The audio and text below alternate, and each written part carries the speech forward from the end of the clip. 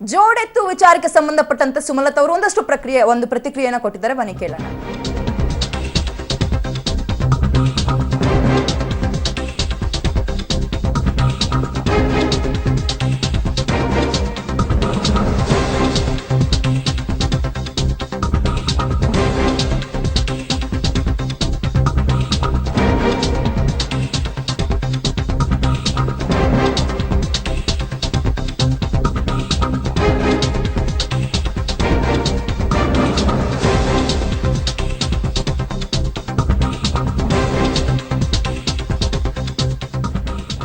ಯಶ್ ಬಗ್ಗೆ ಅವತ್ತು ಮಾತನಾಡ್ಲಿಲ್ಲ, ಈಗ ಯಾಕೆ ಮಾತನಾಡ್ತಾ ಇದ್ದೀರಾ? ಕಷ್ಟಪಟ್ಟು ಮೇಲೆ ಬಂದವರನ್ನ ಕಳ್ಳ ಜೋಡೆತ್ತುಗಳು ಅಂತೀರಾ ನೀವು.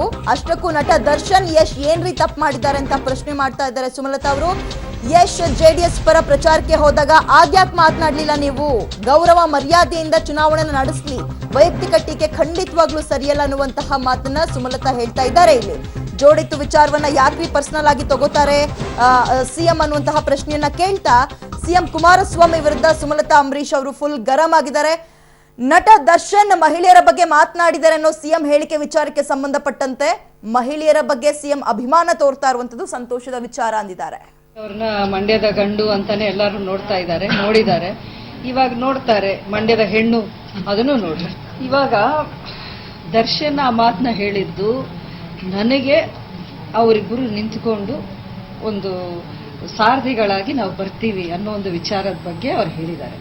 ಜೋಡೆತ್ತುಗಳು ಅನ್ನೋ ಮಾತನ್ನ ಅದನ್ನ ಇವ್ರು ಯಾಕೆ ಇಷ್ಟು ಪರ್ಸನಲ್ ಆಗಿ ತಗೊಂಡು ಪದೇ ಪದೇ ಅದೇ ಮಾತನ್ನ ಹೇಳ್ತಿದ್ದಾರೆ ಅಂತ ನನಗೆ ಅರ್ಥನೇ ಆಗ್ತಾ ಇಲ್ಲ. ನಿಜವಾಗ್ಲೂ ಈ ವೈ ಇಸ್ ಈ ಟೇಕಿಂಗ್ ದಿಸ್ ಸೋ ಪರ್ಸನಲಿ ಅನ್ನೋ ಮಾತನ್ನ ದಯವಿಟ್ಟು ನೀವಾದ್ರೂ ಕೇಳಿದ್ರೆ ನಮಗೂ ಕುತೂಹಲ ಇದೆ ಏನಿದೆ ಇದರ ಹಿಂದೆ ಅಂತ.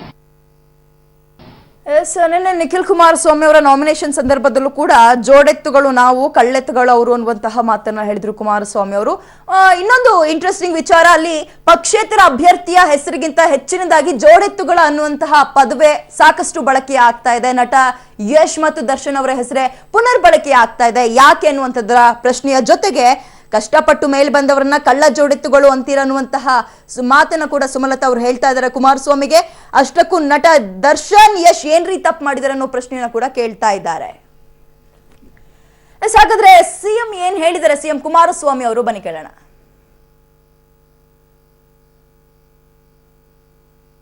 ಏನೋ ಕಳ್ಳೆತ್ತು ರಾತ್ರಿ ಹೊತ್ತು ಹೋಗಿ ಕಳ್ಳತನದಿಂದ ಮೇಯೋದು ಅನ್ನೋ ಒಂದು ಪದಗಳಿದೆಯಲ್ಲ, ಒಂದು ಸಿಎಂ ಸ್ಥಾನಕ್ಕೆ ಅದು ಶೋಭೆ ತರಲ್ಲ ಅನ್ನೋದು ನನ್ನ ಅನಿಸಿಕೆ. ಇದು ಅವ್ರ ಸ್ವಲ್ಪ ಯೋಚನೆ ಮಾಡಿ ಮಾತಾಡಬೇಕು. ಇವಾಗ ಈ ವಿಷಯವನ್ನ ನೀವು ಸಾರಾ ಮಹೇಶ್ ಅವರ ಹತ್ರ ಹೋಗಿ ಕೇಳಬೇಕಾಗಿದೆ. ಯಶ್ ಬಗ್ಗೆ ಈ ತರ ನೀವು ನಿಮ್ಮ ಪಕ್ಷದ ನಾಯಕರು ಸಿಎಂ ಆದಂತವರು ಹೇಳಿದ್ದಾರೆ. ಯಶ್ ಅವರು ಹೋದ ಎಲೆಕ್ಷನ್ ಅಲ್ಲಿ ಸಾರಾ ಮಹೇಶ್ ಅವರ ಪ್ರಚಾರಕ್ಕೂ ಹೋಗಿದ್ದಾರೆ. ಈ ಒಂದು ಹೇಳಿಕೆಗೆ ನಿಮ್ದು ಸಮ್ಮತ ಇದೆಯಾ? ನೀವು ಒಪ್ಕೋತೀರಾ ಈ ಮಾತನ್ನ? ಯಶ್ ಈ ತರ ಕಳ್ಳೆತ್ತು ಅನ್ನೋ ಒಂದು ಮಾತನ್ನ ನೀವು ಒಪ್ತೀರಾ ಅಂತ ನೀವು ಸಾರಾ ಮಹೇಶ್ ಅವ್ರನ್ನ ಹೋಗಿ ಕೇಳಬೇಕು. ಆವಾಗ ಅವ್ರ ಹೇಳಿಕೆನ ನಾವು ಕೇಳೋಣ ಏನ್ ಹೇಳ್ತಾರೆ ಅಂತ. ಒಂದೇ ವಿಷಯ, ಅವ್ರ ಪರವಾಗಿ ಪ್ರಚಾರಕ್ಕೆ ಬಂದ್ರೆ ಅದು ಪ್ರಚಾರ, ನನ್ನ ಪರವಾಗಿ ಪ್ರಚಾರಕ್ಕೆ ಬಂದ್ರೆ ಅದು ಅನಾಚಾರ. ಈ ಒಂದು ರೀತಿಯಲ್ಲಿ ಇವರು ಮಾತನಾಡೋ ಮಾತುಗಳಿದೆ, ಇದು ಸರಿಯಲ್ಲ. ಇದು ಜನಕ್ಕೆ ಗೊತ್ತಾಗುತ್ತೆ. ನಾನು ಪದೇ ಹೇಳ್ತಾ ಇದ್ದೀನಿ, ಜನ ಮೂರ್ಖರಲ್ಲ, ಮುಟ್ಟಾಳರಲ್ಲ, ಅವ್ರಿಗೆಲ್ಲ ಗೊತ್ತಾಗತ್ತೆ, ಎಲ್ಲ ಅರಿವಿದೆ ಅವ್ರಿಗೆ. ನಿಮ್ಮ ಮಾತುಗಳಿಂದ ಯಾರೂ ಮರಳಾಗ್ತಾ ಇಲ್ಲ ಇಲ್ಲಿ.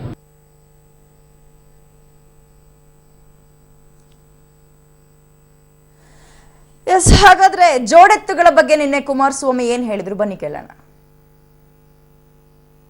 ನಮ್ಮ ಪಕ್ಷೇತರ ಅಭ್ಯರ್ಥಿ ನಾಮಪತ್ರ ಹಾಕಬೇಕಾದ್ರೆ ನಾವು ಜೋಡೆತ್ತು ಬರ್ತೀವಿ ಅಂತ ಹೇಳಿದ್ದಾರೆ. ಅವು ಜೋಡೆತ್ತು ಅಂತ ಏನ್ ಹೇಳಿದ್ದಾರೆ, ನಮ್ಮ ರೈತರಿಗೆ ಹೊಲ ಉಳಕ್ ಬೇಕಾಗಿರ್ತಕ್ಕಂಥ ಜೋಡೆತ್ತಲ್ಲ ಅವು. ರೈತರಿಗೆ ಹೊಲ ಉಳ ಜೋಡೆತ್ತಲ್ಲ ಅವು. ಇಲ್ಲಿಬ್ರು ನಿಜವಾದ ಜೋಡೆತ್ತಿದ್ದೇವೆ. ಇಲ್ಲಿ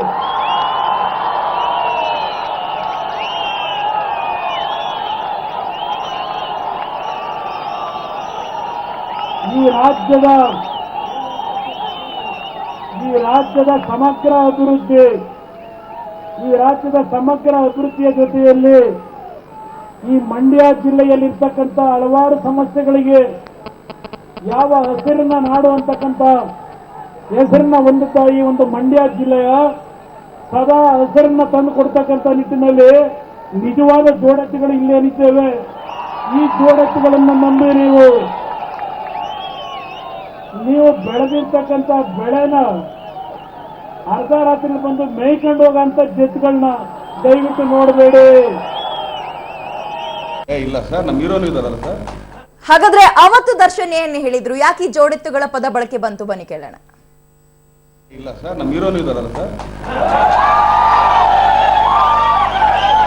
ಆಕ್ಚುಲಿ ಒಂದ್ ಹೇಳ್ತೀನಿ ಸರ್, ಆಕ್ಚುಲಿ ಒಂಟೆ ಗಾಡಿ ಹೊಡಿತಲ್ಲ ಸರ್, ಜೋಡಿ ಎತ್ ಗಾಡಿ ಹೊಡಿತಾರ ನಾವು. ಆಕ್ಚುಲಿ ಒಂದ್ ಹೇಳ್ತೀನಿ ಸರ್, ಆಕ್ಚುಲಿ ಒಂಟೆ ಗಾಡಿ ಹೊಡಿತಲ್ಲ ಸರ್, ಜೋಡಿ ಎತ್ ಗಾಡಿ ಹೊಡಿತಾರ ನಾವು.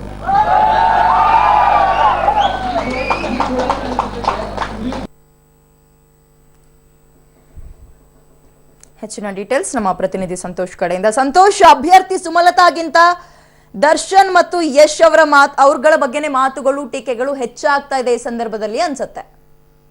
ಹೌದು, ಖಂಡಿತವಾಗ್ಲೂ ಮಂಡ್ಯದಲ್ಲಿ ಈಗ ಸದ್ಯಕ್ಕೆ ಸದ್ದು ಮಾಡ್ತಾ ಇರ್ತಕ್ಕಂಥ ಒಂದು ಪದ ಅಂದ್ರೆ ಅದು ಜೋಡೆತ್ತುಗಳು ಅಂತ ಹೇಳಿ. ದರ್ಶನ್ ಮತ್ತೆ ಯಶ್ರನ್ನ ಜೋಡೆತ್ತು ಅಂತ ಕರೆಯೋದಕ್ಕೆ ಶುರು ಮಾಡಿದಾಗ್ಲೇ ಈ ಕಡೆ ಕುಮಾರಸ್ವಾಮಿ ಅವರು ವ್ಯಂಗ್ಯ ಆಡ್ತಾರೆ. ಅದು ರೈತರ ಹೊಲಕ್ಕೆ ಕಷ್ಟಪಟ್ಟು ದುಡಿತಕ್ಕಂಥ ಎತ್ತಲ್ಲ, ಅವು ಕದ್ದು ಮೇವನ್ನ ತಿಂತಕ್ಕಂಥ ಜೋಡೆತ್ತುಗಳು, ಬೆಳೆಯನ್ನ ತಿಂತಕ್ಕಂಥ ಜೋಡೆತ್ತುಗಳು ಅಂತ ಹೇಳಿ ಟೀಕೆಯನ್ನ ಮಾಡಿದ್ರು. ಈಗ ಆ ಒಂದು ಟೀಕೆಗೆ ಸುಮಲತಾ ಅವರು ಒಂದು ಉತ್ತರ ಕೊಟ್ಟಿದ್ದಾರೆ.